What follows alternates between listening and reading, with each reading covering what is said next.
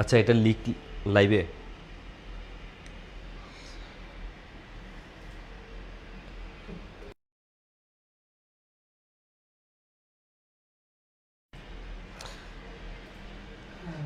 Hello everyone, আসসালামু আলাইকুম। আমি সাইফুর রহমান জুবায়ের চলে আসলাম নতুন আরো একটা লাইভ ক্লাসে। দেখতে পাচ্ছ আজকের ক্লাসের টপিক কি? ঢাকায় central university, not Dhaka university, Dhaka central university এবং হচ্ছে সাধারণ জ্ঞান ক্লাস। ঠিক আছে, সো জুবায়ের ভাই কিন্তু চলে আসছে, তোমরাও দ্রুত চলে আসো। ক্লাসটা সবাই দ্রুত করে শেয়ার করে দাও, কারণ আজকে আমি তোমাদেরকে, যেহেতু আমরা 15 দিনের একটা ওয়ার্কশপে আসি এবং এই 15 ক্লাসে তোমাকে ঢাকা সেন্ট্রাল ইউনিভার্সিটিতে চান্স পাওয়ার জন্য যে যে গাইডলাইন দেওয়া দরকার সেটা কিন্তু আমরা দিয়ে দিব। ঠিক আছে, ওকে। সো দ্রুত করে সবাই অ্যাড হয়ে যাও এবং হচ্ছে ক্লাসটা শেয়ার করে দাও। ঠিক আছে, যাতে বাকিরা সবাই চলে আসে। আজকে আমি সাধারণ জ্ঞান নিয়ে একটা টোটাল একটা গাইডলাইন দিব যে আসলে কি পড়তে হবে না পড়তে হবে, এত অল্প সময় আমরা আসলে কি পড়বো। ঠিক আছে, ওকে। আমাদের সাথে সবার প্রথমে যুক্ত হয়ে গেছে, সবার প্রথমে যুক্ত হয়েছে জে এস জেবা। ওয়ালাইকুম আসসালাম ভাইয়া। রাকিবুল ইসলাম, বিথি, তামান্না নূর, আফরিন জান্নাত নীলা, সুমাইয়া আক্তার, মিজানুর রহমান খান, প্রেরণার প্রাপ্তি। ওকে, হ্যাঁ আমি আলহামদুলিল্লাহ ভালো আছি। সো সবাই কি ক্লাসটা শেয়ার করছো? না, আমি দেখতে পাচ্ছি সবাই শেয়ার করে নাই, মাত্র অল্প কয়েকজন শেয়ার করছে। সবাই একটু দ্রুত শেয়ার করো, কারণ তোমরা জানো যে করবে বেশি শেয়ার সে পাবে জুবায়ের ভাইয়ার কেয়ার। ঠিক আছে, সো যারা আমার কেয়ার বেশি মানে পড়াশোনা রিলেটেড কেয়ার, ঠিক আছে, এই কেয়ার যারা পেতে চাও তারা দ্রুত ক্লাসটা শেয়ার করে দাও আর হচ্ছে বন্ধুদেরকে মেনশন করে দাও। ঠিক আছে, 100 জন হইলে আমরা শুরু করব। তো প্রথমে আমি বলে নেই, ঢাকা সেন্ট্রাল ইউনিভার্সিটি হচ্ছে তৎকালীন ঢাকা 7 কলেজ এবং তোমরা জানো এটা ঢাকা ইউনিভার্সিটির পাশে, বুয়েটের পাশে, একদম ঢাকার একদম সেন্ট্রালি অবস্থিত। ঠিক আছে, সো যারা মনে করো যে আমি ঢাকায় থাকতে চাই এবং ঢাকার মধ্যে একটা ইউনিভার্সিটিতে পড়তে চাই, পাশাপাশি এটা হচ্ছে আমার একদম নতুন ইউনিভার্সিটি, সো বুঝতেই পারতেছো ব্যাপারটাই অন্যরকম, যে তোমরা হয়তো সেকেন্ড ব্যাচ হবা, সো অন্যরকম একটা ব্যাপার, তাই না? ওকে, 106 জন হয়ে গেছে, তাহলে আমরা শুরু করে দিই।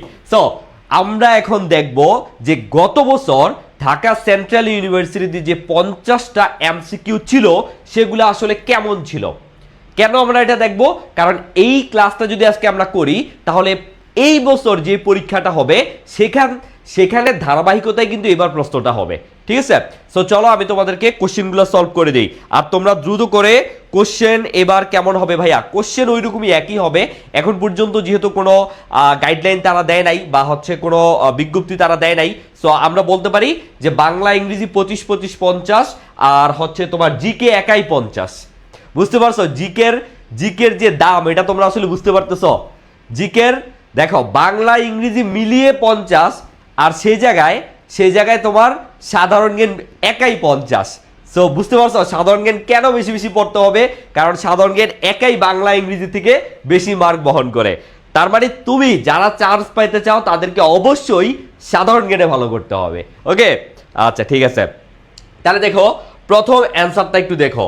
এটা গত বছর আসছিল, দেখো এত ইজি কোশ্চেন কেউ দেয় বলো? এত ইজি কোশ্চেন করে, মানে এটা তো আমরা আইসিটির ফার্স্ট চ্যাপ্টারে, মানে এটা একটা বাচ্চাও পারে, তাই না? কারণ আমরা যারা ফোন চালাই বা ফোন ইউজ করি সবাই এটা জানে যে এটা আসলে কি হবে। ঠিক আছে, বা এইটা আসলে সবাই জানে। তো তন্নি চক্রবর্তী বলছে 1 ডি, আফরিন জান্নাত নীলা বলছে ভাই 1 ডি, জর্জ হাসান বলছে 1 ডি, প্রেরণার প্রাপ্তি 1 ডি। ওকে, আমি এসএসসি 27 ব্যাচ।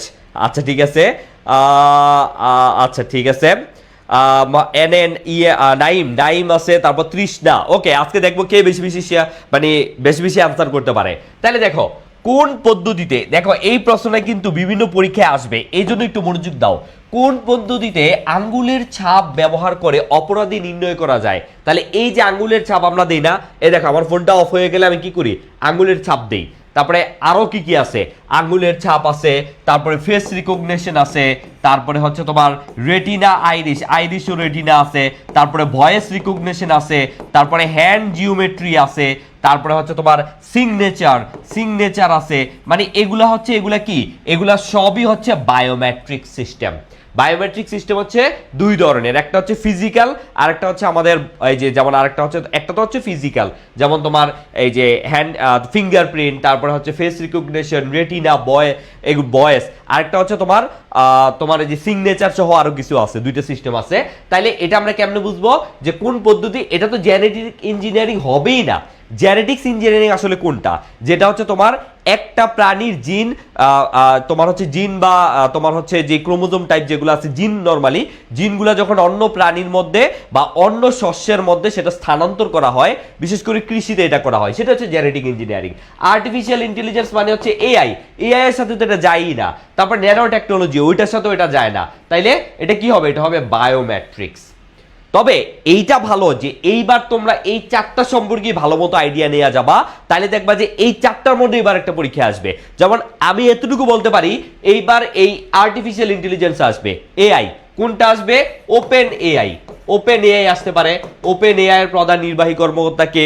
ওপেন এআই কত সালে প্রতিষ্ঠা হয়েছে, কোন জায়গায় প্রতিষ্ঠা হয়েছে, তারপরে ওপেন এআই এর মাদার কোম্পানি কোনটা, এইগুলোই পরীক্ষা আসতে পারে। মানে চ্যাট জিপিটি যেটা আছে, তারপরে আরো যেগুলো আছে সেগুলো আসতে পারে। ঠিক আছে ভাইয়া, কোশ্চেন কি রিপিটেড হবে আবার এবার ডিসিওর? কোশ্চেন রিপিটেড হবে কি হবে না সেটা বড় কথা না, বাট আজকের কোশ্চেনটা করলে তুমি এখানে যেগুলো আছে সেগুলো সম্পর্কে একটা আইডিয়া পেয়ে যাবা যে আসলে কেমন প্রশ্ন পরীক্ষায় আসতে হবে। আর এইবারও ইনশাল্লাহ আমার উপর ভরসা রাখো। ন্যাশনালে যেমন 20টা কমন পড়ছে, এইবারও ইনশাল্লাহ 50টার মধ্যে এতটুকু বলতে পারি যে ইনশাল্লাহ 10-15টা কমন পড়বে, এতটুকু ভরসা রাখো। ঠিক আছে, তার মানে 2-3টা ক্লাস করে যদি কমন পাওয়া যায় খারাপ কি বা ক্ষতি কি, তাই না? ওকে, তারপরে আসো, এই তোমরা কি শেয়ার করছো? না, তোমরা শেয়ার করতেছো না। এই যে আমি দেখতেছি তোমরা শেয়ার করতেছো না। আমি চাই আজকে 500 স্টুডেন্ট হবে, 500 স্টুডেন্ট। তোমরা যারা সেকেন্ড টাইম দিবা তারাও কিন্তু অবশ্যই ক্লাসগুলো করবা, কারণ পরের বার এখান থেকেই কোশ্চেন আসতে পারে। ঠিক আছে, ওকে, সো সবাই সবাই শেয়ার করে ফেলো। আচ্ছা, তারপরে আসো তারপরের কোশ্চেনটা দেখি কে কে পারে। নিজুমদীপ ভাই, এটা তো আমি পড়াইতে শেষ। এটার আমি কত বড় বলো? এটা তো পরীক্ষায় আসি, তাও বারবার আসি। তার মানে দেখছো এই প্রশ্নটা ঢাকা ইউনিভার্সিটিতে আসছে, জাহাঙ্গীরনগরে আসছে, চট্টগ্রামে তো আসেই। চট্টগ্রামে তো এটা আসেই, কারণ এটা চট্টগ্রাম বিভাগের মধ্যে পড়ছে। তারপরে তোমার গুচ্ছের মধ্যেও আসে, কারণ নোয়াখালী সেটার মধ্যে।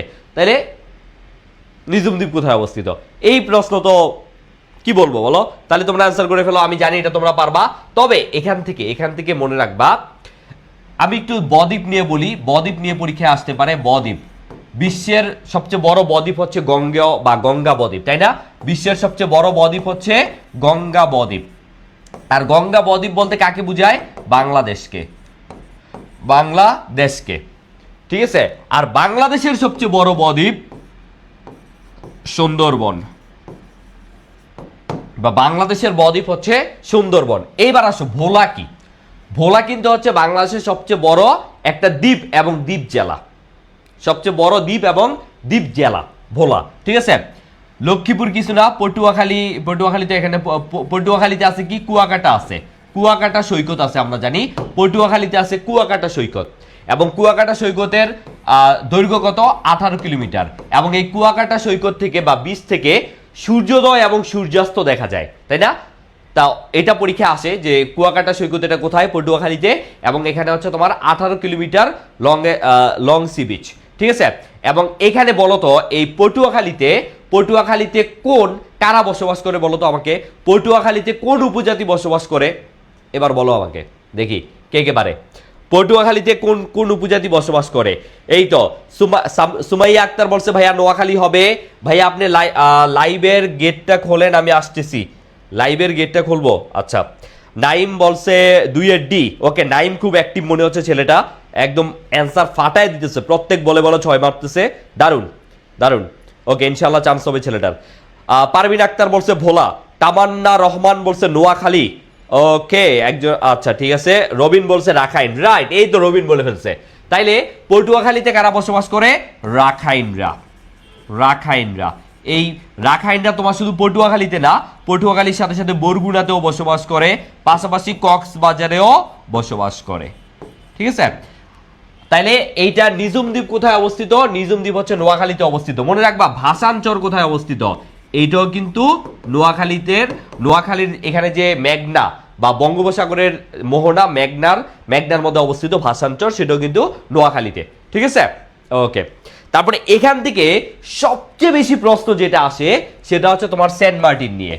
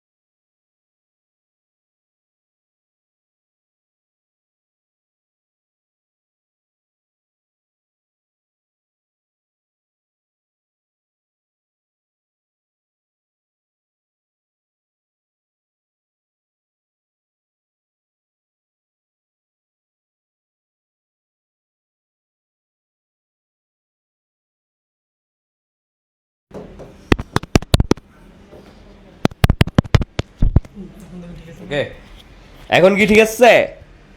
ওকে, কি খবর তোমাদের? পড়াশোনা চলছে? কি খবর তোমাদের?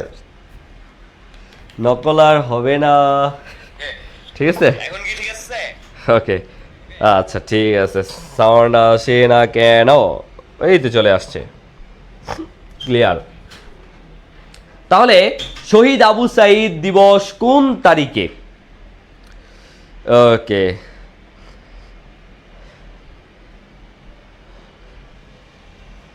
আচ্ছা, না চলে আসছি আমরা। শহীদ আবু সাইদ দিবস কোন তারিখে, এটা কিন্তু বারবার পরীক্ষায় আসে। এটা মনে করো যে আরো 1-2 বছর পরীক্ষায় আসবে। এবং শহীদ আবু সাইদ কোন বিশ্ববিদ্যালয়ে পড়তো, তা একটা মজার বিষয় আছে। একবার এক জুনিয়র কোথায় জন্য পরীক্ষা হয়েছে, তাই আমি বললাম আরে এটা তো কমন, পড়াইছি, কি দিছ? আরে ভাইয়া এটা জিজ্ঞেস করা লাগে, এটা তো আমি পারি, রংপুর বিশ্ববিদ্যালয়ে পড়ে। টাকায় আছি, মনে করে ভাইয়া কি, মানে বললাম অপশন দেখছো ঠিক মতো, পরে অপশনগুলো ভালো করে তাকে আয় হায়, সেখানে তো বেগম রোকেয়া বিশ্ববিদ্যালয়। তো বেগম রোকেয়া বিশ্ববিদ্যালয় রংপুরই ঠিক আছে, বাট রংপুর বিশ্ববিদ্যালয় বলতে তো কোনো বিশ্ববিদ্যালয় নাই। বেগম রোকেয়া বিশ্ববিদ্যালয় হচ্ছে রংপুরে। তো অপশন দুইটাই ছিল, বেগম রোকেয়া ছিল, তোমার হচ্ছে রংপুর বিশ্ববিদ্যালয় ছিল। তো এইরকম ধোকা কিন্তু তোমরা খাবা না, ঠিক আছে? একটু অপশনগুলো ভালো করে পরে দেখবা। আবার প্রশ্নের শেষে না থাকে, তারপরে কি থাকে, অনেক কিছু থাকে, যেটা দেখে তোমাকে আসলে বুঝতে হবে। প্রশ্ন দেখে কমন পড়লে শুধু লাভ দিয়ে উঠো না, ঠিক আছে? প্রশ্নটা আগে ভালো করে পড়তে হবে, ভালো করে বুঝতে হবে, ঠিক আছে? ওকে,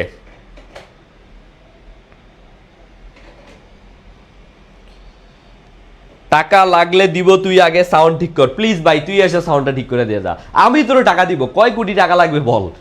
ঠিক আছে? তুমি কি মনে করছো যে আমার একটা উল্টাপাল্টা কমেন্ট করবা আমি মানে ডিমোটিভেটেড হয়ে যাব? আমি ওই পোলা পাই না, বুঝছো? 6-7 বছর ধরে আজকে ক্লাস করাচ্ছি, তোমাদের মতো বান্ধব যারা আছে তাদেরকে মানুষ করে আসছি, ঠিক আছে? এইসব আউল ফাউল কমেন্ট করে আমাদের ক্লাসে এসে কমেন্ট করবা, আই এডুকেশনের টিচারদের কাছে এসে কমেন্ট করবা, আর আই এডুকেশনের টিচাররা বসে থাকবে না। একটু বুঝো আই এডুকেশন কি জিনিস, এটা বুঝো, ঠিক আছে? তারপরে খেলতে আইসো। আচ্ছা, শহীদ আবু সাইদ দিবস কোন তারিখে? শহীদ আবু সাইদ দিবস কোন তারিখে? ওকে, এটা তোমরা সবাই জানবা, 16 জুলাই। ঠিক আছে, ওকে। তারপরে আসো, এইগুলা কিন্তু আমি পড়াবো তোমাদের, এগুলো নিয়ে কোনো সমস্যা নাই, আমি তোমাদের পড়াবো। পৃথিবীর নিকটতম গ্রহ কোনটা বলো? বুধ, বৃহস্পতি, শুক্র, মঙ্গল। এটা দেখবো কে কে পারে, কারণ দেখো এই প্রশ্নটা কি আসছে, ঢাকা সেন্ট্রাল ইউনিভার্সিটিতে আসছে। আবার এই প্রশ্নটা কিন্তু তোমরা তো একটা নর্মাল সাধারণ জ্ঞানে পড়ো, তাই না? এগুলা ইন্টারন্যাশনাল তোমাদের ফাহাদ ভাইয়া তোমাদের পড়াবে।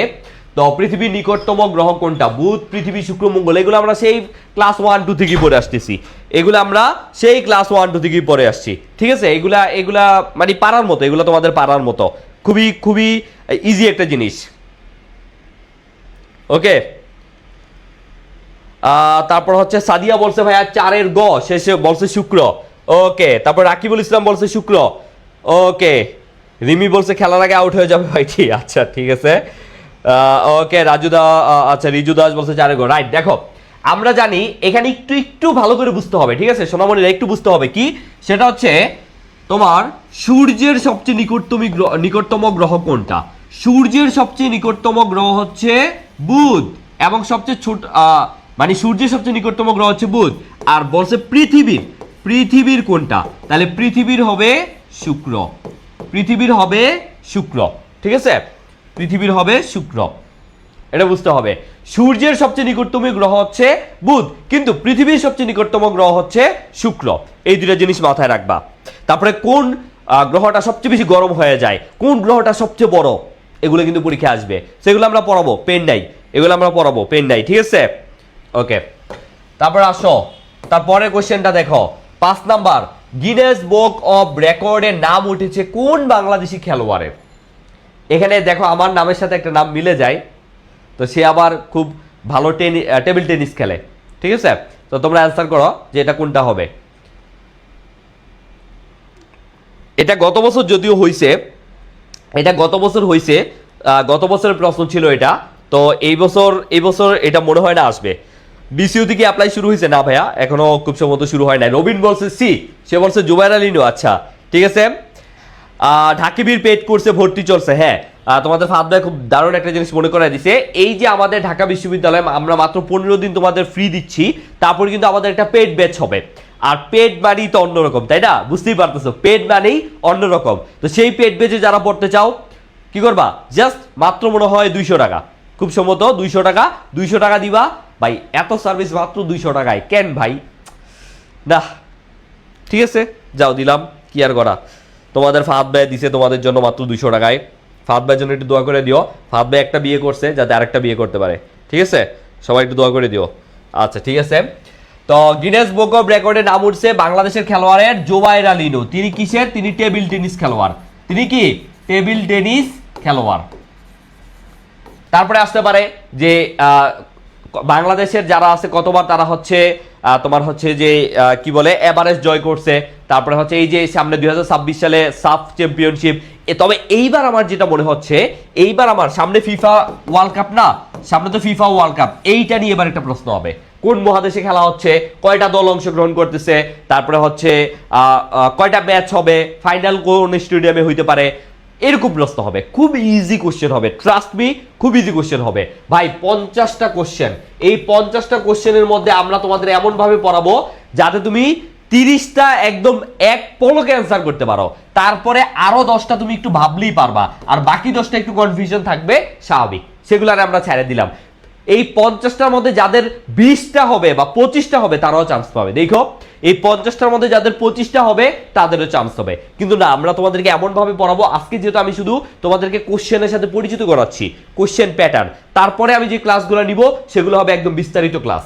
ঠিক আছে, সো তোমরা আমাদের পেড ব্যাচে ভর্তি হয়ে যাবা, ইনশাআল্লাহ দারুণ কিছু পাবা। ওকে, আরে বিয়ে 4টা করা যায়, প্যারা নাই ভাইয়া। কিভাবে ভর্তি হব? আমাদের পেজে নক দিবা যে ঢাকা সেন্ট্রাল ইউনিভার্সিটি কোর্সে ভর্তি হতে চাই, তাহলেই হবে। ঠিক আছে, ওকে। তারপর আসো 6 নাম্বার, এই যে আমাদের তোমরা যারা সেকেন্ড টাইম কোর্সে ভর্তি হবা বা যারা বলছিল ভাইয়া সেকেন্ড টাইম সম্পর্কে জানতে চাই, এই যে এটা হচ্ছে আমাদের সেকেন্ড টাইমের কোর্স। বাংলা ফাউন্ডেশন কোর্স আছে, তারপরে বিউপি, জাহাঙ্গীরনগর, সিইউ, রাজশাহী, চট্টগ্রাম, তারপর হচ্ছে সাস্ট, কুমিল্লা, যার যেটা স্বপ্ন ভাই সব আছে। এক এক কাভারে সব আছে, মাত্র 4049 টাকা। ঠিক আছে, ওকে। সো যারা এখনো ভর্তি হও নাই দ্রুত ভর্তি হয়ে যাও ভাই। এতটুকু বলবো, এর চেয়ে সেরা কোর্স আর কোথাও পাবে না, শুধু এতটুকু বলবো। ঠিক আছে, এবার আসো, কোন ভিটামিনের অভাবে রাতকানা রোগ হয়? এই যে আমি একজন রাতকানা রোগী, তো তোমাদের সামনে চলে আসছি। এবার বলো, কোন ভিটামিনের অভাবে রাতকানা রোগ হয়? যদিও আমার রাতকানা রোগ না, আমার অ্যাকচুয়ালি চোখের কোনো সমস্যা নাই, আমার হচ্ছে মাথা ব্যথা করে অলওয়েজ, এই জন্য আমার গ্লাস দেওয়া। ওকে, সো কোন ভিটামিনের অভাবে রাতকানা রোগ হয়? CDKA। এগুলা দেখো, এইটা কিন্তু একটা বিজ্ঞানের কোশ্চেন, তাহলে এই নর্মাল বিজ্ঞান যেগুলা সেগুলো কিন্তু এখানে আসে পরীক্ষায়। ঠিক আছে, সেগুলো কিন্তু এখানে পরীক্ষায় আসে। ভাইয়া ডিসিউতে জিকে অনেক কঠিন হয়, দেখলে মাথা ঘুরায়। কি বলে? ফারহান আহমেদ শিবন, এগুলাই তো ডিসিউর কোশ্চেন তো এগুলাই ভাই, এগুলা দেখলে মাথা ঘুরায়। কি বলে আল্লাহ!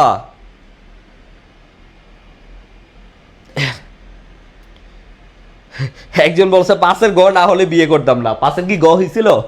আচ্ছা আচ্ছা, ওকে। ভিটামিন এ একজন বলছে, কে একজন বলছে ভিটামিন ডি। এই যে দেখছো, তোমরা এখনো জানোই না যে কোন ভিটামিনের অভাবে রাতকানা রোগ হয়।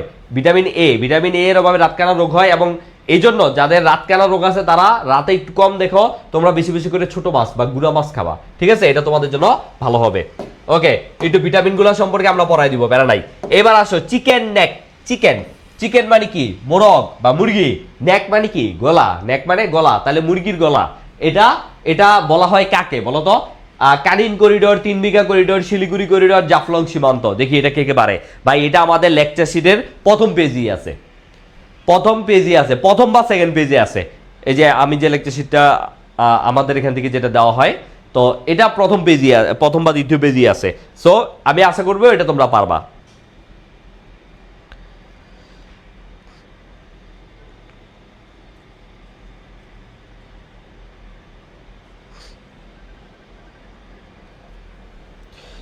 একজন প্রশ্ন করছে, নাইম, কংগ্রেস প্রতিষ্ঠা করেন অ্যালান অক্টাভিয়ান হিউম। সে তো ইংরেজ, সে তো চাইবে ভাগ করতে এবং শাসন করতে, সে কংগ্রেস প্রতিষ্ঠা করে কেন ঐক্য সৃষ্টি করলো? না, দেখো এখানে একটা বিষয় আছে। ইংরেজরা বুঝতে পারছিল যে এই যারা ভারতীয় আছে তারা একটা দল গঠন করবে, এটা তারা বুঝতে পারছে। তো তারা চিন্তা করলো, তারা যদি নিজেরা দল গঠন করে তাহলে তো তারা একটা রাজনৈতিক দল হয়ে গেলে তখন রাজনৈতিক দলের কাজ কি? যে তারা শুধু মিছিল মিটিলে আন্দোলন করবে, আর হচ্ছে কি করবে, আর হচ্ছে ক্ষমতায় যেতে চাইবে। তো এতে করে কি হবে? জনগণের মধ্যে একটা বিরোধী মনোভাব চলে আসবে না? তখন তারা চিন্তা করলো, না, তাদের হাতে ওই স্টিয়ারিং দেওয়া যাবে না। তখন তারা বুদ্ধি করে কি করলো, যে আমরাই একটা দল গঠন করে দিব, এটার সভাপতি বা এটার প্রধান আমরাই থাকবো, এবং তারা জাস্ট আমাদের আন্ডারে থাকবে। দ্যাট মিনস, মানে বিষয়টা এমন যে তোমার যারা বিরোধী, সেই বিরোধী দল, তোমার যারা বিরোধী মানে তোমার যারা অপোজিশন, সেখানে তুমি তোমার লোক বসায় দিলা। তাইলে কি আর সেই বিরোধী দল কি তোমার বিরোধী কিছু করতে পারবে না। এই চালটা ইংরেজরা চালছে, যে ভাই তোমরা দল খুলো, সমস্যা নাই, আমরাই খুলে দিচ্ছি। ঠিক আছে, তো এখন যখন দলটা তারাই খুলে দিছে এবং তাদেরই সভাপতি, তো প্রতিষ্ঠাতা যেহেতু তাদের, তাহলে আর এখানে কি কিছু হবে তাদের বিরুদ্ধে? মানে এরকম একটা ব্যাপার ছিল, বুঝছো নাইম? ওকে। সুবর্ণা ইসলাম রুহি বলছে, যার যার ছেলে মেয়ে লাগবে আমার কাছে বইলো। কেন ভাই, তুমি কি ছেলে মেয়ে বিক্রি করো? ভাই রে ভাই, কত ধরনের আজব পাবলিক দেখলাম। আচ্ছা ঠিক আছে, একজন বলছে 7 সি নাইম। ওকে, হ্যাঁ, এটা হচ্ছে শিলিগুড়ি করিডোর। তোমরা জানো যে বাংলাদেশের ম্যাপের এই পাশে আর ইন্ডিয়ার ঠিক এইরকম একটা এরকম এইভাবে মানে অল্প একটু জায়গা আছে, মাত্র কত 22 থেকে 40 কিলোমিটার জায়গা আছে, মানে হচ্ছে ইন্ডিয়ার এই পাশে আছে। আর হচ্ছে এই পাশে হচ্ছে তোমার চীন, নেপাল, ভুটান। এই পাশে হচ্ছে নেপাল, এই পাশে ভুটান আছে। আর ইন্ডিয়ার জাস্ট এই 22 থেকে 40 কিলোমিটার এই জায়গাটা আছে, এটাকে বলা হয় একটা করিডোর। এটাকে বলা হয় কি? চিকেন নেক বা শিলিগুড়ি করিডোর। তাহলে এটা আমি যখন বিস্তারিত তোমাদের পড়াবো তখন এটা উপর দিয়ে আমি তোমাদের ছবি সাহায্যে দেখাই দিব। ঠিক আছে, ওকে। তাহলে এটা বলা হয়, মনে রাখবা, চিকেন নেক বলা হয় শিলিগুড়ি করিডোরকে। ওকে, তারপর আসো 8 নাম্বার, বাংলাদেশের প্রথম ইপিজেড কোথায় অবস্থিত? এটা তো পরীক্ষায় আসেই, এটা আমার মনে হয় আবার আসতে পারে, তবে এবার অন্য কিছু আসতে পারে। ইপিজেড, তোমরা অ্যান্সার করো। ইপিজেড এর ফুল ফর্মটা অবশ্যই জেনে যাবা। এক্সপোর্ট প্রসেসিং, এটার ফুল ফর্মটা অনেক বেশি আসে। Processing zone, export processing zone মানে রপ্তানি প্রক্রিয়াকরণ অঞ্চল। এবং বাংলাদেশে টোটাল কয়টা আছে?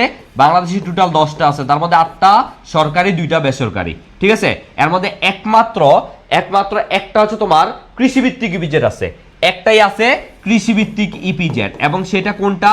সেটা হচ্ছে উত্তরা নীলফামারী।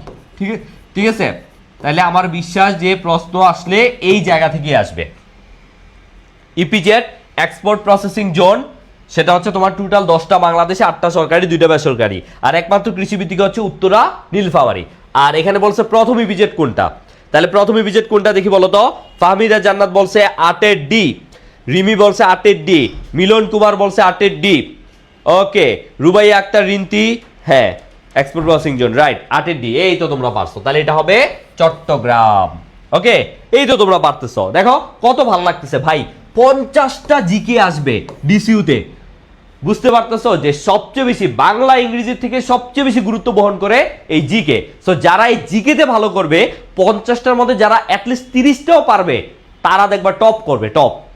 ঠিক আছে, তবে তোমাদেরকে একটু বলে দেই, এই যে 7টা কলেজ আছে, মানে ঢাকা সেন্ট্রাল ইউনিভার্সিটির মধ্যে যে 7টা কলেজ, তার মধ্যে একটু তোমাদেরকে একটু ওভারভিউ দেই। হ্যাঁ, তোমরা যারা এখানে চান্স বা পড়তে চাও, এখানে তো 7টা, তাই না? এই 7টার মধ্যে কিন্তু আবার শুধু 2টা মেয়েদের জন্য, তাই ওইখানে কিন্তু ছেলেরা চাইলেও পড়তে পারবে না। একটা হচ্ছে ইডেন মহিলা কলেজ, আর একটা হচ্ছে বদরুন্নেসা মহিলা কলেজ। সো এই দুইটাতে কিন্তু ছেলেরা চাইলেও পড়তে পারবে না, এই দুইটা আবার কাছাকাছি। আর এর মধ্যে ছেলেদের মধ্যে সবচেয়ে ভালো ধরা হয় ঢাকা কলেজকেই, মানে এর মধ্যে সবচেয়ে মানে টপ ছেলেদের জন্য ধরা হয় ঢাকা কলেজ। তারপরে আরো কিছু আছে, এই যে তোমার সৌরার্দি বাংলা কলেজ, তিতুমির, এগুলো যেগুলো আছে ওইগুলো আছে। ঠিক আছে, বাট যারা একটু প্রথম দিকে থাকবা তোমরা ঢাকা কলেজে পড়তে পারো। ঢাকা কলেজ পড়লে একটু ভালো হবে, একদম সেন্ট্রালে। ইডেন আবার পাশে আছে, বদরুন্নেসা একটু দূরে যদিও। ঠিক আছে, সো যাই হোক, ওকে, তাইলে যারা প্রথম দিকে থাকার চেষ্টা করবা তারা একটু ভালো মার্ক উঠানোর ট্রাই করবা। ওকে, আচ্ছা, তারপর আসো 9 নাম্বার। এই যে বাংলার নববর্ষের সূচনা করেন কোন মুঘল সম্রাট? বহুতবার পড়াইছি ভাই, এটা বহুতবার পড়াইছি। এইবার যদি না পারো তাহলে কিন্তু শেষ। দেখি বলো, এই কয়েকদিন আগে আমাদের নববর্ষ গেছে, এবং আমি তার আগেও পড়াইছি, গুচ্ছের জন্য পড়াইছি, ন্যাশনালের জন্য পড়াইছি, সব এটা পড়াইছি। তাহলে বলো এটা কি হবে?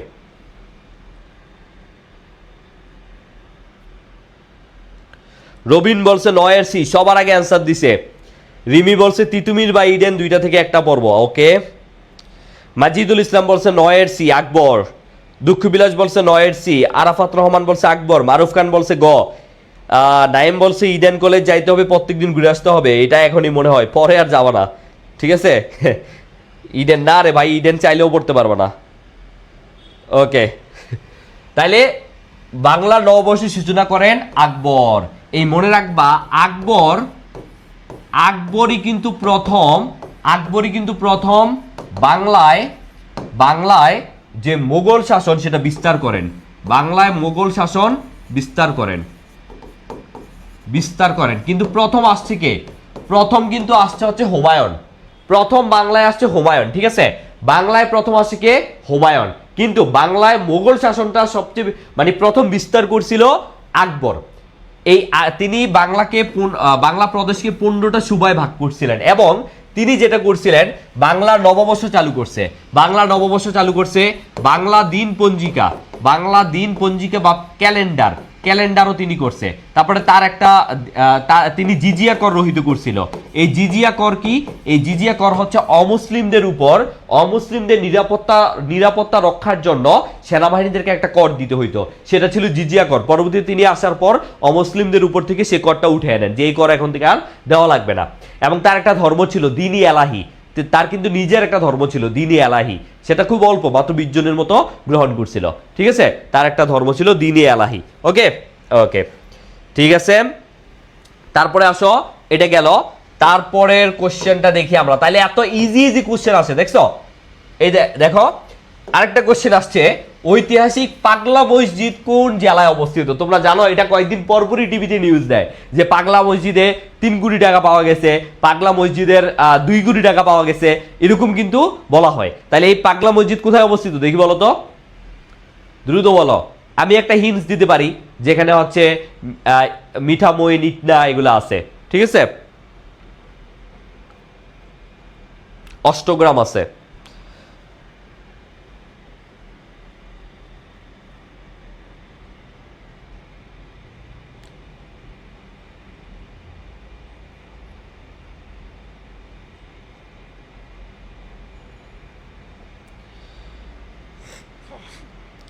কামরুল হাসান সজীব ভাইয়া, আমার আমার যতটুকু মনে হয়েছে, আমি একটা বড় বই পড়ছিলাম ভারতবর্ষের মানে ব্রিটিশ শাসনে, আমার একটা বড় বই পড়ছিলাম, এটা মোস্তফা আলী না কার লেখা যেন, ওইখানে আমি এখানে কয়েকটা রাজনৈতিক কারণ আমি দেখছিলাম। যেমন একটা হচ্ছে ভাই, ব্রিটিশদের উদ্দেশ্য কি তোমার মনে হয় যে এমন হবে যে তারা রাজনীতি করবে, তাদেরকে আমি একটা পথ খুলে দেই, মানে তাদের কল্যাণের জন্য কাজ করি, তাদের চিন্তা ভাবনা এমন হবে? তুমি একটা জায়গায় গেছো শাসন করতে, সেখানে যে তুমি তাদের কল্যাণ চিন্তা করবা, এমন কয়জন আছে? এমন ছিল, যেমন লর্ড কার্জন ছিল, তার সময়কে স্বর্ণযুগ বলা হয়। লর্ড রিপন ছিল, তাকে বলা হয়তো রিপন দ্য গুড। হ্যাঁ, এমন কয়েকজন ভালো ব্যক্তি ছিল, কয়েকজন ভালো শাসক ছিল। কিন্তু আমি যে বইটা পড়ছি সেখানে স্পষ্ট বলা ছিল যে ইংরেজরা যখন বুঝতে পারে যে এই ভারতবর্ষে একটা নতুন, কারণ আমরা জানি ভারতবর্ষের প্রথম দল কোনটা, কংগ্রেস 1885 সালে তৈরি হয়েছিল, প্রতিষ্ঠা হয়েছিল। তখন তারা এটা বুঝতে পারে এবং তারা ভাবে যে এইটা হইলে তো তখন আর ইংরেজদের কাছ থেকে তারা এরকম সুযোগ সুবিধা বা ইংরেজদের বিরুদ্ধে তখন তারা মিছিল মিটিং আন্দোলন এটা আরো বেশি করে করবে। এই জন্য তারা এই অ্যালান অক্টেভিয়ান হিউম তিনি প্রতিষ্ঠা করে দিছে, সভাপতি দিছে ভারতীয়, ঠিক আছে, বাট মূল ইয়েটা কিন্তু তারাই করে দিচ্ছিল। এইটা জাস্ট একটা কি বলে আই ওয়াশ বা ব্রেন ওয়াশ বলা যায়। হ্যাঁ, এখন এইটার বিভিন্ন রিজন থাকতে পারে। এখন ব্রিটিশরা তো আইসা এখানে বলে নাই যে ভাই আমি তোমাদেরকে এই উদ্দেশ্যে করে দিছি, এটা একটা পলিসি তাদের। এটার বিভিন্ন রিজন আমরা দাঁড় করাইতে পারি, এটার এক একজন এক একভাবে রিজনটা দাঁড় করাইতে পারে, এমন আরো অনেক তোমাদের বইও হয়তো অন্যভাবে দাঁড় করাইতে পারে, বাট এটা হচ্ছে এক এক ইতিহাসবিদ এক একভাবে ব্যাখ্যা দিচ্ছে, ঠিক আছে। সো তুমি আরো ব্যাখ্যা নিতে পারো, বা তুমি যদি আমাকে সুযোগ দাও তাহলে আমি আরো এটা নিয়ে পড়াশোনা করে তারপর তোমাকে অ্যান্সারটা দিব, ঠিক আছে। ওকে, আচ্ছা, তারপরে আসো, পাগলা মসজিদ হচ্ছে কোথায় তাহলে? ওকে, 10-এর খ কিশোরগঞ্জ, রাইট, 10-এর খ কিশোরগঞ্জ। তারপরে আসো 11 কৃত্রিম বুদ্ধিমত্তা বা এআই। দেখছো, এআই নিয়ে কিন্তু সবসময় পরীক্ষায় আসে, এআই নিয়ে কিন্তু সবসময় পরীক্ষায় আসবেই। তাহলে কৃত্রিম বুদ্ধিমত্তা হলো কোনটা? নিজের বুদ্ধিকে যন্ত্রের মধ্যে অন্তর্ভুক্ত করা, একটি যন্ত্রকে বুদ্ধি সম্পন্ন করা, কোন যন্ত্রে বুদ্ধি ব্যবহার করে প্রোগ্রামিং করা, কম্পিউটার গেম খেলা, এআই। তাহলে এটা আনসার করে ফেলো দেখি। হ্যাঁ, এক এক জায়গায় এক এক ব্যাখ্যা। এটা ভাই এখানে ব্যাপার হচ্ছে কি, এখানে সম্পূর্ণ আমরা রাজনৈতিক যারা দর্শন বা রাজনীতি নিয়ে যারা হচ্ছে বিশ্লেষণ করে, তারা তাদের নিজস্ব অপিনিয়নটা দেয়, ঠিক আছে। এখানে হচ্ছে সম্পূর্ণ তুমি কার অপিনিয়ন পড়তেছো, রাজনীতি যারা ইতিহাসবিদ তাদের অপিনিয়ন পড়তেছো, তুমি তো রাজনীতিবিদদের অপিনিয়ন পড়তেছো না, বা যারা করছে তারা তো এখানে ডিরেক্ট কোনো অপিনিয়ন দেয় নাই, তাই না? তো এখানে ব্যাখ্যাটা বিভিন্নই হবে। এর মধ্যে তোমাদের বইতে যে ব্যাখ্যাটা দেওয়া আছে তোমরা সেটা পড়ো। ওকে, তাইলে কৃত্রিম বুদ্ধিমত্তা কি হবে? মীরা আহসান বলছে 11-এর গ। সিদ্রাতুল মুনতাহা সে এখনো সেই 2G সিস্টেমে চলে আসছে, সে বলতেছে 8-এর ডি। আচ্ছা, আমরা এখন চলে আসছি 11-তে। আচ্ছা, 11-এর গ। তাহামণি ফারহান আহমেদ শিপন বলছে 11-এর গ। তানজিনা চৌধুরী বলছে এরকম একটা প্রশ্ন এবার জাতীয় বিশ্ববিদ্যালয় পরীক্ষায় আসছিল। হ্যাঁ, তাহলে দেখো এটা হবে গ। কোন যন্ত্রে বুদ্ধি ব্যবহার করে প্রোগ্রামিং করা, এটাই হচ্ছে এআই, ঠিক আছে। একটা যন্ত্র যেমন রোবট, হ্যাঁ, এই রোবটের মধ্যে আমরা কি করতেছি, আমরা প্রোগ্রামিং দিয়ে দিচ্ছি, এটাই হচ্ছে এআই, ঠিক আছে। ওকে, তারপরে আসো 12 নাম্বার, ভূপৃষ্ঠের শতকরা কত ভাগ পানি? ভাই এই প্রশ্ন আমাদেরকে দিয়ে এত লজ্জা দেওয়ার দরকার আছে বলো? ভূপৃষ্ঠে, এটা তো আমরা ছোটবেলা থেকে পড়তেছি, ভূপৃষ্ঠের 70 ভাগ, ভূপৃষ্ঠের 71 ভাগ পানি। কোনো কোনো বইতে এটা 71 আছে, এখানে অ্যান্সার যেহেতু অপশনে যেহেতু 70 আছে কাছাকাছি, তাই আমরা 70ই পড়বো, ঠিক আছে। তাইলে এটা আমরা সবাই জানি ভূপৃষ্ঠের 70 ভাগ পানি, এটা আমরা সেই ক্লাস 1 থেকে পড়ে আসতেছি। নোয়াখালীর পূর্ব নাম কি? নোয়াখালীর 2টা পূর্ব নাম আছে, এখানে একটা আছে আরেকটা আছে, বলো তো দেখি। নোয়াখালীর পূর্ব নাম 2টা, যেমন সিলেটের পূর্ব নাম 2টা, আমি বলে দিই। সিলেটের পূর্ব নাম হচ্ছে 2টা, শ্রীহট্ট, আরেকটা হচ্ছে জালালাবাদ, ঠিক আছে। তাহলে সিলেটের যেমন 2টা, তারপরে তুমি পড়বা ময়নামতি, ময়নামতি হচ্ছে রোহিতগিরি, তারপর কুমিল্লার পূর্ব নাম ত্রিপুরা, তারপরে কক্সবাজারের পূর্ব নাম হচ্ছে পালঙ্কি, হ্যাঁ, বা পালকিং, তারপরে হচ্ছে তোমার আরো অনেক আছে, ঢাকার পূর্ব নাম জাহাঙ্গীরনগর, বহুত আছে, ঠিক আছে, এগুলো তো আমি তোমাদের পড়াইছি। তাহলে নোয়াখালীর পূর্ব নাম কি? রাকিবুল ইসলাম বলছে 12 এর ক। আচ্ছা, আমরা এখন 13তে আসি। এই জি সুবর্ণা ইসলাম রুহি ভাই, এই গান এখন এই দোহাই ল্যাংটা কাটাকালা কাটাকালা এই গান এখন দরকার আছে বলো? আমি কালকে পরীক্ষার হলে গেছি, সেখানে আমার মাথায় এই গান বাজতেছে, আমি পরীক্ষা দিতে পারতেছি না, আমার মাথায় কাটাকালা কাটাকালা দোহাই ল্যাংটা এটা বাজতেছে। এখন আমি ক্লাস দিতে আসছি, এখনো তুমি আমার জ্বালাইতেছ না। এই গানটা মাথার মধ্যে অলওয়েজ ঘুরে, কি করা বলো? আচ্ছা ঠিক আছে, হ্যাঁ এটা হবে সুদারাম। এই তো এখানে অপশনে আছে সুদারাম, তবে সুদারামের আরেকটা আছে, সেটা হচ্ছে ভুলুয়া। সেটা হচ্ছে কি? ভুলুয়া, ভুলুয়া। নোয়াখালী দুইটা নাম, সুদারাম, ভুলুয়া। তবে যেহেতু ঢাকা বিশ্ববিদ্যালয়, ঢাকা সেন্ট্রাল ইউনিভার্সিটিতে পরীক্ষা হবে, তাই এখানে ঢাকা নিয়ে আসতে পারে, এখানে আহসান মঞ্জিল নিয়ে আসতে পারে, তারপর ঢাকার যেগুলো আছে, যেহেতু ওইখানে তোমার ওই যে পুরান ঢাকার কবি নজরুল আছে না, তারপরে সোহরাওয়ার্দী আছে না, এগুলা ঢাকার মধ্যে কোনো কিছু আসতে পারে, ঠিক আছে, ওগুলো আমি তোমাদের পড়াই দিব, প্যারা নাই। তারপরে আসো 14 নাম্বার, নিচের কোন উপজাতি জনগোষ্ঠী বাংলাদেশে বসবাস করে না?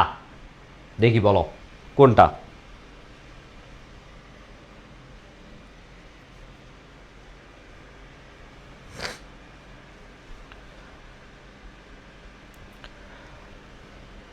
কোনটা হবে বলো? নিচের কোনটা বাংলাদেশে বসবাস করে না?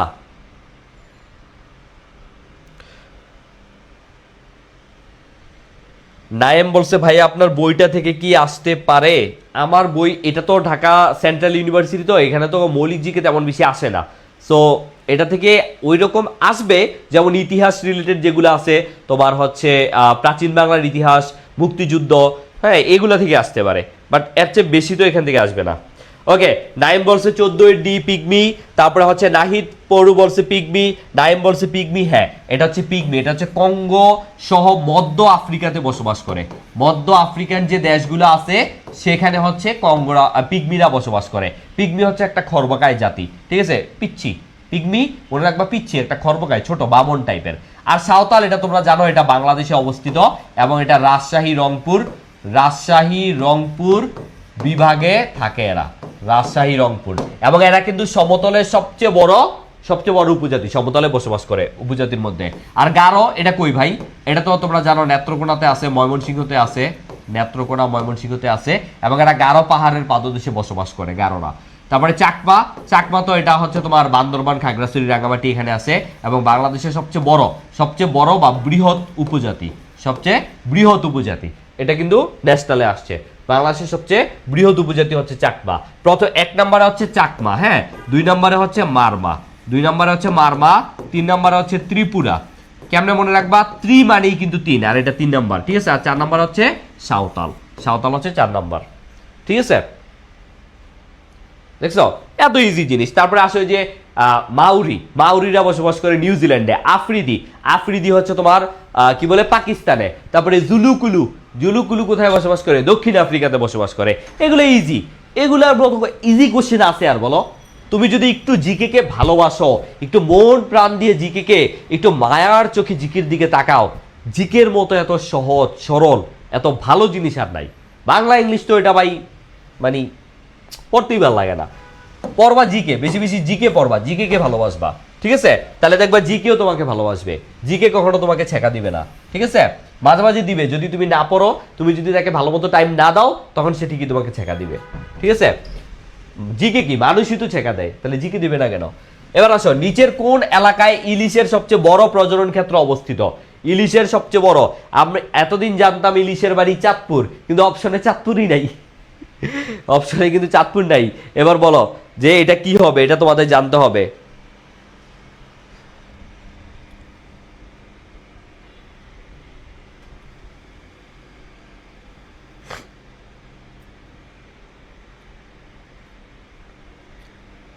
আজ থেকে জিকে কে খুব ভালোবাসবো, হ্যাঁ মন প্রাণ দিয়ে ভালোবাসবা, তবে আবার ডাবল টাইমিং করো না। আর তোমরা তো ট্রিপল টাইমিং করো, একবার ইংলিশকে ভালোবাসো, একবার বাংলাকে ভালোবাসো, আবার জিকে ভালোবাসো, তাইলে হবে? মন প্রাণ থেকে একটাকেই ভালোবাসতে হবে, বাকিগুলো হচ্ছে অপশনাল। ওকে, আচ্ছা, রুবায়াত শিকদার বলছে 15 সে বলছে ভোলা। খুলনা খুলনা। রোহান আহমেদ বলছে ডি, রবিন বলছে বি। আচ্ছা, এটা হবে ভোলার লালমোহন, ঠিক আছে, ভোলা হবে। পটুয়াখালী তো হবে না, খুলনা তো আর আগেই হবে না, কক্সবাজারও হবে না, এটা হবে ভোলা। ভোলার ইলিশ কিন্তু মজা আছে, সুস্বাদু।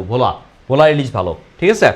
ওকে, তারপরে আসো 16 নাম্বার, সিপিডি এর পূর্ণরূপ কি? দেখি এইটা যারা পারবে তারা হচ্ছে লিজেন্ড, এক একটা লিজেন্ড। দেখি এবার সিপিডি এর পূর্ণরূপ কারা কারা পারে। সিপিডি এই ধরনের ফুল ফর্ম একটা না একটা পরীক্ষা আসেই, এইবার কিছু ফুল ফর্ম আসতে পারে, সেগুলো আমি দেখাই দিব। যেমন র্যাম, রোম, ওএমএস, তারপর হচ্ছে তোমার এই ইপিজেড, তারপর হচ্ছে এনবিআর, এগুলো আসতে পারে, এগুলো আমি তোমাদের দেখাই দিব, সমস্যা নেই। সিপিডি এর ফুল ফর্ম কি বলো?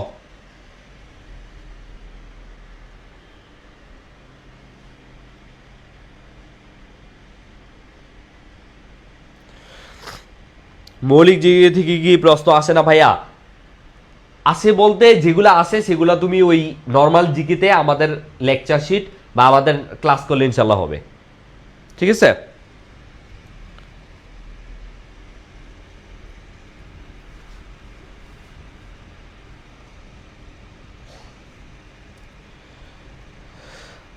মাজিদুল ইসলাম বলছে 16 এর সি। তারপরে হচ্ছে ইফতাকুর আঞ্জাম বলছে ডি। অনুবিশ্বাস বলছে 16 এর ক। ওকে ওকে, নাইম বলছে 16 এর সি। ওকে, দেখি সিপিডি সাইবার পুলিশ ডিপার্টমেন্ট না, সাইবার পুলিশ ডিপার্টমেন্ট বলতে কিছু নাই। সেন্ট্রাল পাবলিসিটি ডিপার্টমেন্ট এটাও নাই। সেন্টার ফর পলিসি ডায়লগ এটা আছে। সেন্ট্রাল পলিসি ডিপার্টমেন্ট এটাও নাই। তাহলে উত্তর হবে centre for policy dialogue, CPD, ঠিক আছে, মনে রাখবা। সেন্টার ফর পলিসি ডায়লগ এটা আছে। ওকে, তারপর আসো 17 নাম্বার, বাংলাদেশের জাতীয় খেলা কোনটা? কেমনটা লাগে ভাই এই কোশ্চেন কেউ দেয় বলো? এটা তো মানে একটা বাচ্চা, মানে 1 এর স্টুডেন্টও জানে। দেখছো, এখন পর্যন্ত ক্লাস 1 এর কোশ্চেন পাইছি 4-5টা, 50টার প্রশ্নের মধ্যে 4-5টা প্রশ্ন ক্লাস 1 এর পাইলাম।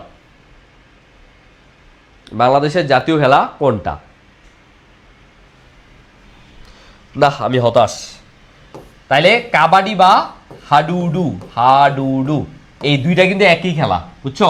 যদি এখন খেলাটা অত বেশি দেখা যায় না, যে আমরা একটা এলাকায় আমি হচ্ছে একটা শুনতাম বলতো যে কলা গাছের ডাগ্গা বেড়া হইলে আজ্ঞা, এই টাইপের কিছু একটা আমি যখন গ্রামে গেছিলাম তখন শুনছিলাম যে আমি যখন ছোট ছিলাম তখন এগুলা খেলতো, এখন আর খেলে না, ঠিক আছে।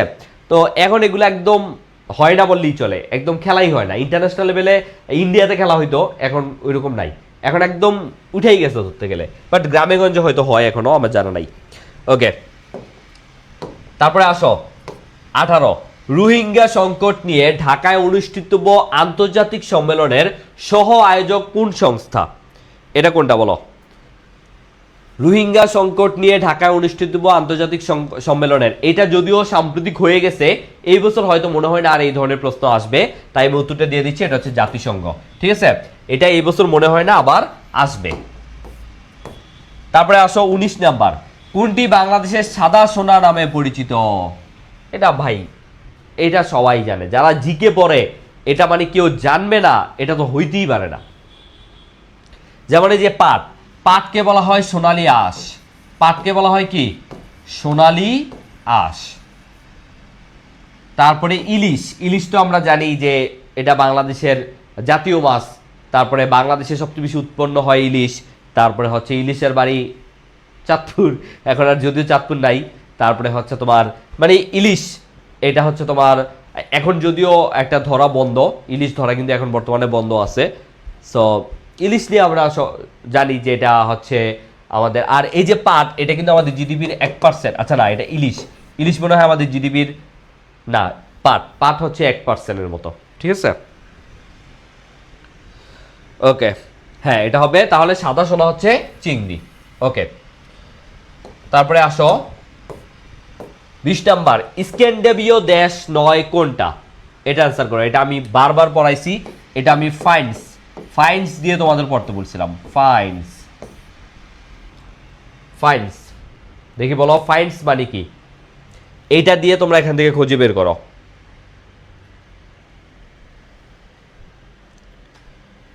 কোনটি বাংলাদেশের, আচ্ছা এখন আমরা আছি স্ক্যান্ডিনেভীয় দেশ নয়, কোনটি? এটা প্রায় পরীক্ষায় আসে। এগুলো হচ্ছে তোমার নর্ডিক দেশ, মানে সবচেয়ে উত্তরে। তুমি যদি দেখো ইউরোপের একদম উত্তরে এই 5টা দেশ আছে, এগুলাকে আমি সংক্ষেপে বলি ফাইন্স। তাহলে দেখো এখানে কোনটার সাথে মিলে না? স্ক্যান্ডিনেভীয় দেশ নয়, এখানে কিন্তু বলছে নয় কোনটা? চিংড়ি মাছ আমার প্রিয়, আমারও ভালো লাগে, বিশেষ করে খুলনার যেই গলদা চিংড়ি। চিংড়ি তো 2 প্রকার, আমার গলদা চিংড়িটা ভালো লাগে। কারো বাড়ি খুলনা হইলে পাঠাই দিও চিংড়ি। Norway, Denmark, Sweden, Spain. আচ্ছা অনেকে বলতেছে সুইডেন, কেউ বলতেছে স্পেন। স্পেন, আচ্ছা 20-4। আচ্ছা ঠিক আছে, দেখো ফাইন্স মানে কি? Finland, Finland. তারপরে আই মানে কি? আইসল্যান্ড। এন মানে কি? Norway, Norway. D for Denmark, Denmark. S for Sweden নাকি স্পেন? অবশ্যই সুইডেন, সুইডেন। তাহলে বাদ পড়ছে কোনটা? স্পেন। এই স্পেন হবে না ফাইন্সে, ঠিক আছে? ফিনল্যান্ড, আইসল্যান্ড, আবার কেউ আয়ারল্যান্ড ভাইব না, আয়ারল্যান্ড কিন্তু হচ্ছে যুক্তরাজ্যের সাথে, ঠিক আছে? এটা হবে আইসল্যান্ড, আইসল্যান্ড। কিন্তু তোমরা মনে করতে পারো যে আইসল্যান্ডে মনে হয় প্রচুর ঠান্ডা বরফ, বাট না, আইসল্যান্ডে হচ্ছে আগুন, আইসল্যান্ডে হচ্ছে সবুজ। আর যেটা হচ্ছে তোমার গ্রিনল্যান্ড, একটা গ্রিনল্যান্ড যেটা আমরা দেখি ওইটা কিন্তু গ্রিনল্যান্ড না আসলে। গ্রিনল্যান্ড যদিও দেশ না আমরা জানি, গ্রিনল্যান্ড হচ্ছে ডেনমার্কের একটা সবচেয়ে বড় দ্বীপ। তো এই গ্রিনল্যান্ড কিন্তু হচ্ছে তোমার একদম বরফে ঢাকা, ওইটা ওইটা ওইটা গ্রিন ইয়ে না, গ্রিন না, ঠিক আছে? এরকম কিছু ব্যাচ আছে। ভাইয়া আমি এসিসি 27 হয়েও এমনি বলছি স্পেন। আচ্ছা ঠিক আছে, ওকে। তার মানে তুমি তুমি পারবা, তোমাকে দেওয়া হবে, বুঝছো? এসিসি 27 তোমাকে দেওয়া হবে, ওকে। এতবার পরেও ভুল করলাম। এই যে তুমি জিকে কে ভালোবাসো না, এই জন্য জিকেও তোমাকে ভালোবাসে না। আচ্ছা বাংলাদেশ ব্যাংকের বর্তমান গভর্নরের নাম কি? অপশনে নাই, দেখি তোমরা উত্তরটা আমাকে বলবা। তোমরা আমাকে উত্তরটা বলবা যে কি হবে, দেখি আমি পারো কিনা তোমরা। বর্তমান বাংলাদেশ ব্যাংকের বর্তমান গভর্নরের নাম কি? দেখি কে কে পারে।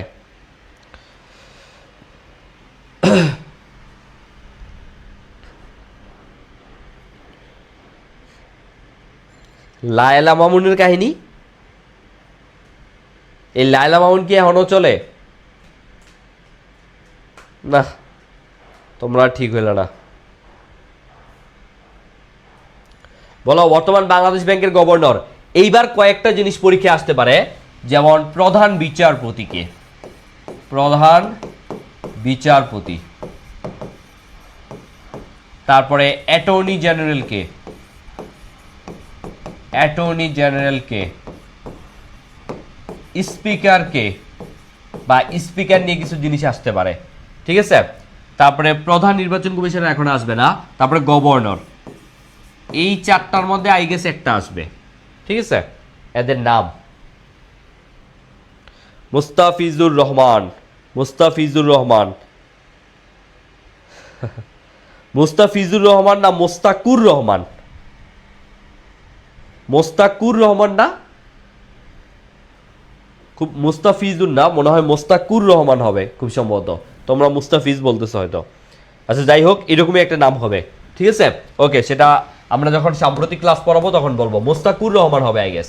আচ্ছা বাংলাদেশের কোথায় সুরমা ও কুশিয়ারা নদী মিলিত হয়ে মেঘনা নাম ধারণ করেছে? ভৈরব, আজমেরীগঞ্জ, দেওয়ানগঞ্জ, চাঁদপুর। এটা নিয়ে আমি অনেকবার বলছি, এটা আমি প্রায় নদ নদীর মধ্যে পড়াই, এটা পরীক্ষায় আসছে। এবার বলো কি হবে? বাংলাদেশের কোথায় সুরমা ও কুশিয়ারা নদী মিলিত হয়ে মেঘনা নাম ধারণ করেছে?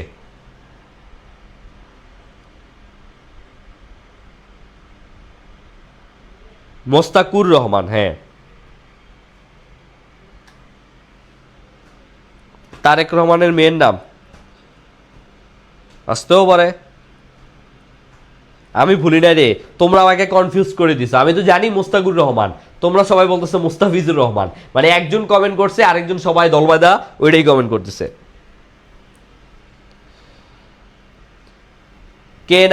কি কেনাত মিম সে বলতেছে খ আজমেরিগঞ্জ। মিজানুর রহমান 22-এর খ। তাসিন আহমেদ রেন 22-এর খ। আচ্ছা রায়ান। তো দেখো আমি প্রথমে আবার বলি, এই যে আসামের নাগামণিপুর অঞ্চল থেকে একটা নদী বরাক নদী, এটা এভাবে আসে, এসে বাংলাদেশের এইটা হচ্ছে তোমার সিলেট, এটা হচ্ছে কি সিলেট, সিলহেট।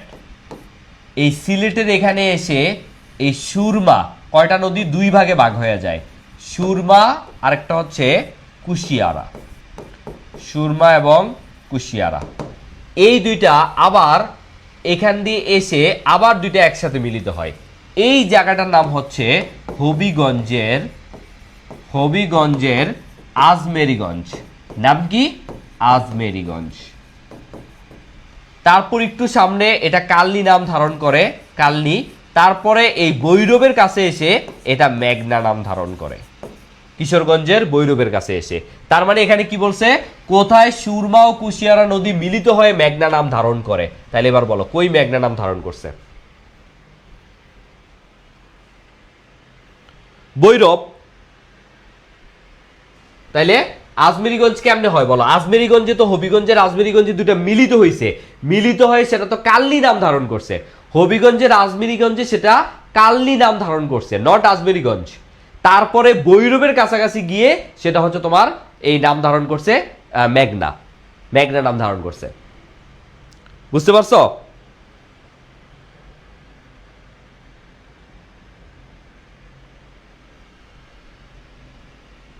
ওকে, আজে বাজে কমেন্ট না, মানে তোমাদের এই আজে বাজের কমেন্টের জেলায় মানে সামনে আর একটা বিশ্ববিদ্যালয়ের পরীক্ষা আছে ভাই, এইবার অন্তত সিরিয়াস হও।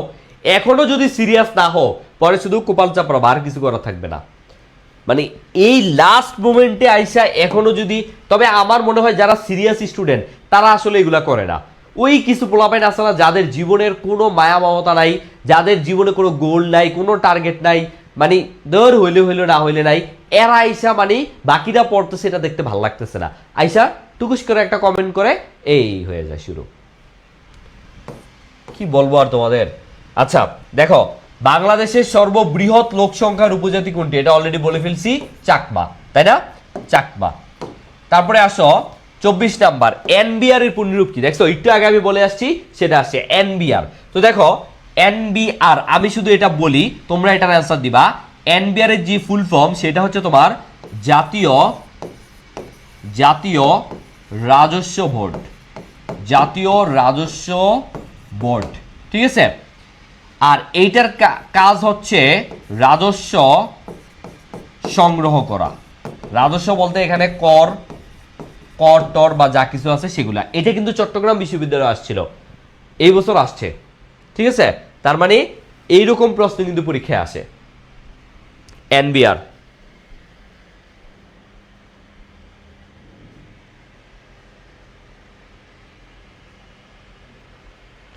এই তো ইফতিকার আঞ্জুম, হ্যাঁ সে দিছে।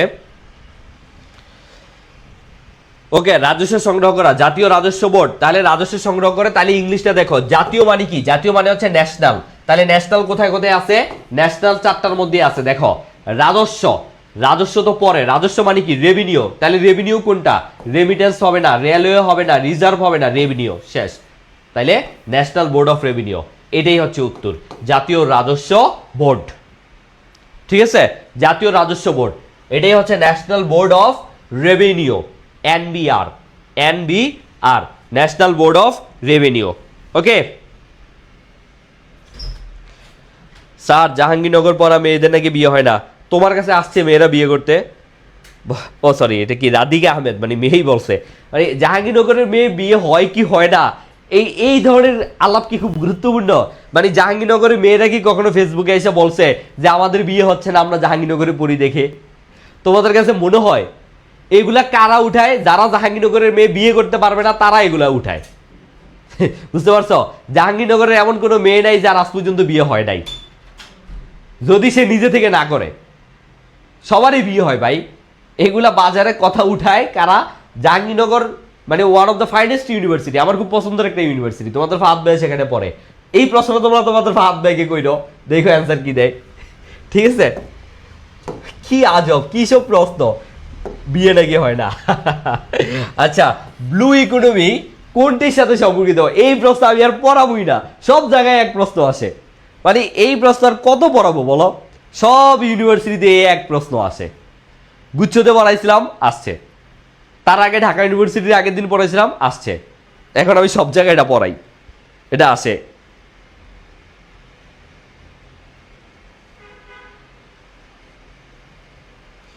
ওকে, তাহলে এটাই আজকে আমাদের লাস্ট কোশ্চেন। এইটাই হচ্ছে আমাদের লাস্ট কোশ্চেন।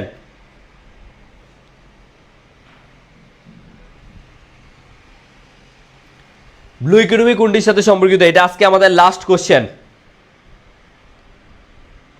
ওকে, সমুদ্র সমুদ্র সুনেহরা শাম্মী মিফতাউল জান্নাত রিদিদা নায়েম 2502। ওকে ওকে, ঠিক আছে। হ্যাঁ, এটা হচ্ছে সমুদ্র। সমুদ্রের পানি কি? সমুদ্রের পানি নীল। আর এটাই হচ্ছে ব্লু ইকোনমি। ব্লু মানে নীল, তাইলে ব্লু ইকোনমি মানে সমুদ্রের পানির মধ্যে বা সমুদ্রের পানির উপরে এই যে মাছ, গ্যাস বা খনিজ সম্পদ, কয়লা বা যা কিছুই মনে করে যে পানির মধ্যে পাওয়া যায়, এই সবগুলোই হচ্ছে একটা ইকোনমি বা অর্থনীতি। এটাকে বলা হয় ব্লু ইকোনমি। ঠিক আছে, ওকে, ঠিক আছে। তাহলে আজকের মতো এখানে সবাই ভালো থাকো, সুস্থ থাকো। দেখা হচ্ছে খুব শীঘ্রই। তোমরা যারা, আবারও বলতেছি, যারা অবশ্যই ঢাকা সেন্ট্রাল ইউনিভার্সিটিতে পরীক্ষা দিবা, তোমরা মাত্র 199 টাকা ফি দিয়ে আমাদের ঢাকা সেন্ট্রাল ইউনিভার্সিটিতে কোর্সে ভর্তি হয়ে যাও। আশা করি ইনশাল্লাহ সেরা একটা কি বলে প্রিপারেশন হবে ইনশাল্লাহ আমাদের সাথে। আর জিকে 50 মার্ক, এটা নিয়ে কোনো টেনশনই করে না, জুবার ভাই আছে। ঠিক আছে, সো আজকের মতো ক্লাসটা এখানে শেষ করতেছি। ভালো থাকো, সুস্থ থাকো, আর বেশি বেশি পড়াশোনা করো। লাস্ট চান্স এই সিজনের জন্য, সো একটা ভালো কিছু করো, একটা ভালো ফাইট দাও। আল্লাহ হাফেজ, আসসালামু আলাইকুম।